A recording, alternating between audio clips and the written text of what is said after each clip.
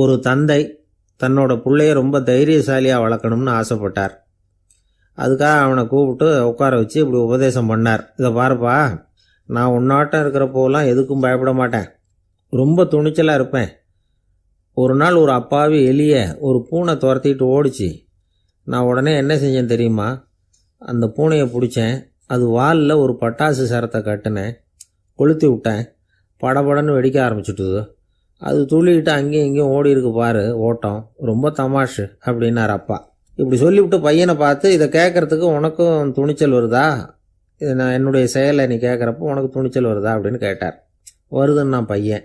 எப்படின்னா அப்படிங்கிற விவரத்தையும் சொன்னான் அவன். அதாவது எலியை விரட்டினத்துக்காக பூனை வாலில் பட்டாசு கொளுத்துனீங்க நீங்கள், பூனையை விரட்டினத்துக்காக உங்கள் கழுத்தில் பட்டாசு சரத்தை மாட்டினா என்னென்னு தோணுது எனக்கு அப்படின்னு நான் பையன். பையனோட துணிச்சல் அப்பாவே நடுங்க வச்சுட்டுது. அது சரி, ஒரு அப்பா பிள்ளைக்கு இப்படியா உபதேசம் பண்ணுறது? எல்லாருக்கிட்டையும் அன்பாக பழகிறது எப்படி அப்படின்னு சொல்லி கொடுக்கணும். பிஞ்சு உள்ளங்களில் நஞ்சை தூவலாமா? ஒரு நாள் விநாயகர் ஒரு பூனையோடு விளையாடிக்கிட்டு இருந்தாராம். அப்படி ஆசையாக விளையாடிக்கிட்டு இருந்தப்போ அவரோட கை நகம் தவறுதெல்லாம் பூனையோட முகத்தில் பட்டுட்டு தான். அது ஒரு சின்ன கீறலை உண்டாகி விட்டுது. அப்பா அவர் அதை ஒரு பெருசாக நினைக்கல. கொஞ்ச நேரத்துக்கு அப்புறம் விநாயகர் வீட்டுக்கு வந்தார். அவங்க அம்மா பார்வதி தேவியை பார்த்தார். பார்வதி தேவி கன்னத்தில் விரலால் கீறினது மாதிரி ஒரு அடையாளம் இருந்தது. விநாயகருக்கு அதிர்ச்சி, ஆச்சரியம். நம்ம அம்மா இந்த உலகத்துக்கே தாயார், அப்பேற்பட்ட அவங்க முகத்திலேயே கீறலை உண்டாக்கக்கூடியவங்க யாராக இருக்க முடியும் அப்படின்னு யோசனை பண்ணார். தாயே, உன்னுடைய கன்னத்தில் இந்த வடு எப்படிம்மா ஏற்பட்டதுன்னு கேட்டார்.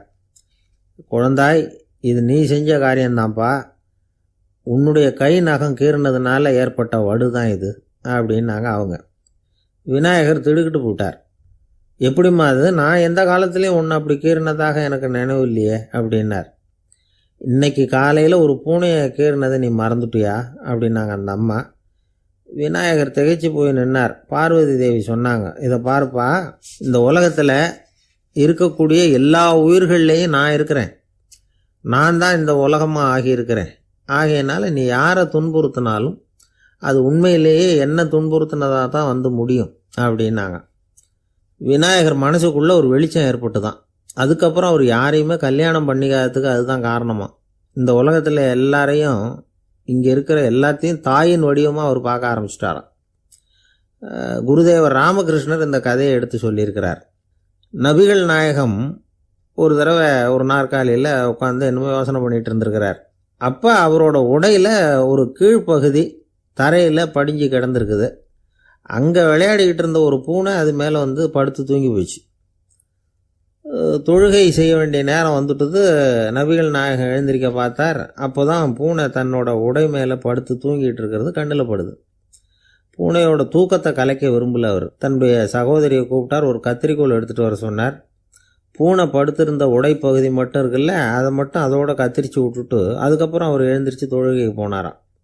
அதாவது பிற உயிர்கள்கிட்ட எப்படி அன்பு காட்டணுங்கிறத பெரியவங்க எவ்வளவோ விதத்தில் நமக்கு எடுத்து காட்டியிருக்கிறாங்க. இருந்தாலும் எத்தனை பேர் மனசில் அதெல்லாம் உரைச்சிருக்குது? நாமளும் நம்ம ட்ரெஸ்ஸு மேலே ஒரு பூனை படுத்திருந்தா ஒரு கத்திரிக்கோலை தான் தேடுவோம், எடுத்துக்கிட்டு வர சொல்லுவோம். துணியை வெட்டுறதுக்கு பதிலாக இல்லை அதோட வாழை வெட்டினா என்ன அப்படின்னு தோணும். ஒரு ஆள் ரொம்ப பிரியமாக ஒரு பூனையை ஆற்றுல குளிப்பாட்டிகிட்டு இருந்தானா. எப்படி? அந்த பூனையை ஆற்று தண்ணியில் அமுக்கி அமுக்கி குளிப்பாட்டிகிட்டு இருக்கிறான். அந்த வழியாக போன பெரியவர் ஒருத்தர் இதை பார்த்தார். இதை பார்ப்பா, பூனையை அது மாதிரி ஆற்று தண்ணியில் அமுக்கி குளிப்பாட்டாத, மூச்சு திணறி செத்து போடும் அப்படின்னு அட்வைஸ் பண்ணார். நீ போய் அவன் வேலையை பார்த்துக்கிட்டு, எனக்கு எல்லாம் தெரியும்னா இவன். சரின்னு அவர் போயிட்டார். கொஞ்ச நேரம் கழித்து அவரே அந்த வழியாக திரும்பி வந்துக்கிட்டு இருந்தார். ஆற்றுல பூனையை குளிப்பாட்டிக்கிட்டு இருந்தவன் அழுதுகிட்டு உட்காந்துருக்கிறான். பக்கத்தில் அந்த பூனை செத்து கிடக்குது. இதை பார்த்தார் பெரியவர். நான் தான் அப்போவே சொன்னேனே அந்த பூனையை ஆற்றுல நினைக்காதேன்னு, அதை கேட்டிருந்தா இப்படி ஆயிருக்குமா அப்படின்னார். அந்த ஆள் கோபமாக இவரை முறைச்சி பார்த்தான். அட போய்யா, இந்த பூனை ஆற்றுல குளித்ததுனால ஒன்றும் செத்து போகல, குளித்ததுக்கப்புறம் அதோட உடம்பு ஈரமாக இருக்குதுன்னு அதை புழிஞ்சேன், அதனால தான் இப்படி ஆயிட்டுது அப்படின்னானா.